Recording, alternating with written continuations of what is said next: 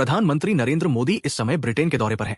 इस दौरे के दौरान भारत और ब्रिटेन के बीच एक बड़ा व्यापार समझौता होने वाला है। ब्रिटेन के प्रधानमंत्री कीर स्टारमर ने कहा है कि भारत के प्रधानमंत्री नरेंद्र मोदी के साथ होने वाला ऐतिहासिक मुक्त व्यापार समझौता यानी फ्री ट्रेड अग्रीमेंट ब्रिटेन के लिए रोजगार और आर्थिक विकास के लिहाज से एक बड़ी जीत है।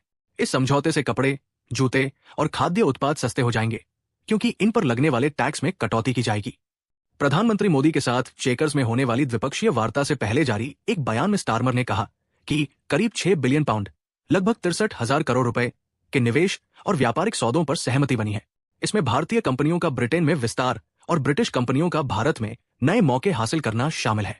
ब्रिटेन के बिजनेस एंड ट्रेड विभाग के मुताबिक भारत में ब्रिटिश उत्पादों पर औसतन 15% का टैक्स घटकर सिर्फ 3% रह जाएगा।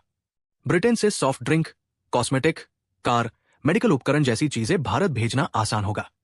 विस्की पर टैरिफ 150% से घटकर पहले 75%, फिर 10 साल में 40% तक आ जाएगा। इससे ब्रिटिश शराब निर्माताओं को बड़ा फायदा मिलेगा। भारत ब्रिटेन कुल व्यापार में 39% की बढ़ोतरी होने की उम्मीद है, यानी 2040 तक 25.5 बिलियन पाउंड का इजाफा।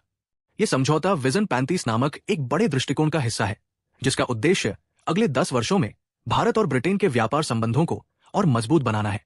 इस दृष्टिकोण में दो देशों के बीच व्यापार को बढ़ावा देने के लिए कई योजनाएं बनाई गई हैं, जिनमें नवाचार, डिजिटल व्यापार और वित्तीय सेवा क्षेत्रों में सहयोग प्रमुख है।